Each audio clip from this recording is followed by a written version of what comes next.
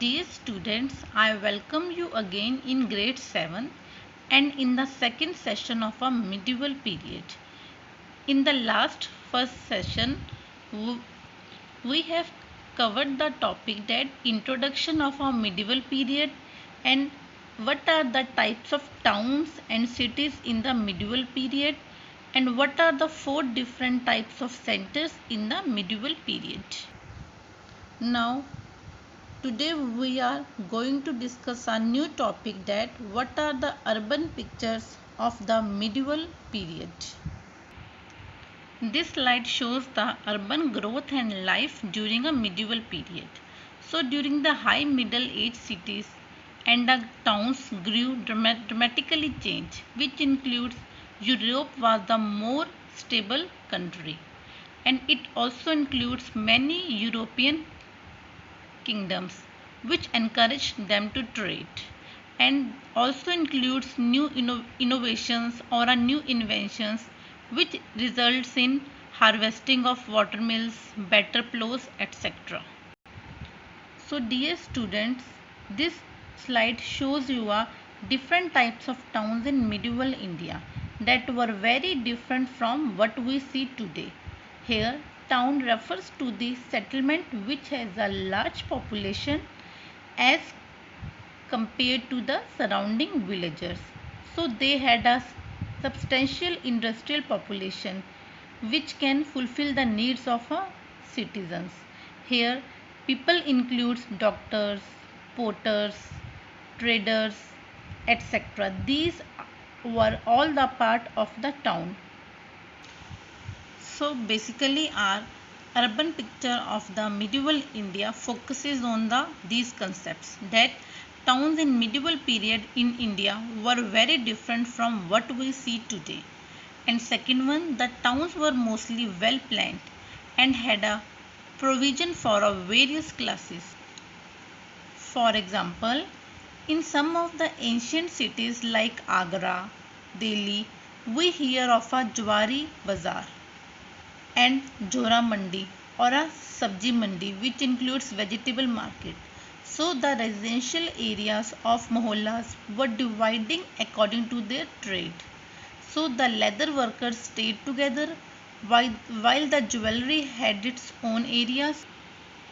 Students, in the concept of a modern urban picture of the Middle Ages, mostly the time of place of residence and place of workers were the same. They lived in adjoining rooms or on the upper floors of the shop. So most towns made arrangements for their traders from outside the town to stay by providing rest houses. Why? Because they want to earn more and more income by selling of goods. Our next one is the monetary system and importance of coins. A common practice during medieval period was the minting of coins in the name of the rulers. Since there was no monetary system, each ruler introduced new coins. So the coins were made of silver, gold or a copper. So here coins were minted in the names of the rulers. So different rulers have a different types of coins, like these are the coins of the different rulers. So here this is the coin of the Muhammad bin Tughlaq. So Muhammad bin Tughlaq introduced token coins that was made up of brass and copper, but this was not successful at that time. These are the coins of the Vijayanagara Empire. So Vijayanagara Empire attempted to introduce changing to the design of coins which remained as the standard for the region and influenced the 19th century coins. The Vijayanagara coins were made mostly of a gold and a copper. So they had an image of a gold. So the coins of the Vijayanagara Empire looks like a gold coin. Next one is the foreign trade at the time of a medieval period. Foreign trade in India includes all imports and exports to and from India. So foreign trade plays a significant role in the development of a country. It also helps a country to utilize its natural resources and to export its surplus productions, which can contribute for the development and growth of a country. These are the major points which includes in the foreign trade at the time of a medieval period. India has always been a major exporter of spices from the ancient times. So, spices includes ginger,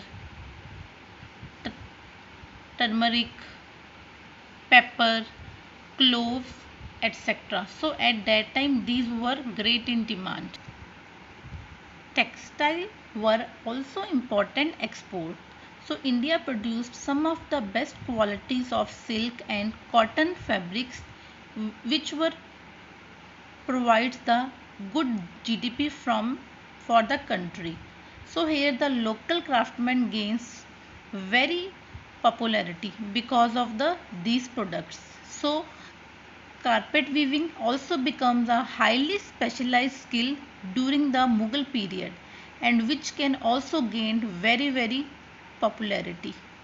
Jewelry design with stonework, pearl, shells was also very famous at the time of a medieval India. Our country also deals in export of various luxury items like gold, embroidery, textiles and cloth caps, silk, pots, weavens, etc. India was also a major importer of several luxury goods which were in a great demand by the families of royalty. So these are the some important points which are related with the foreign trade at the time of a medieval period. So in the ancient time or a medieval time, the Vijayanagara Empire was the most powerful empire of that time, with extensive trading activity through different types of sea routes. It had regulated trade with many countries like China, Burma, Africa, etc. So the volume of trade was so large at that time period. The wealth and prosperity of the Vijayanagar empires was impressed many foreigners towards Vijayanagar empire. So these are the domestic trade routes during the medieval period. So wheat from Punjab, rice from Bengal, sugar from Kannauj were sent to all important towns in the empire.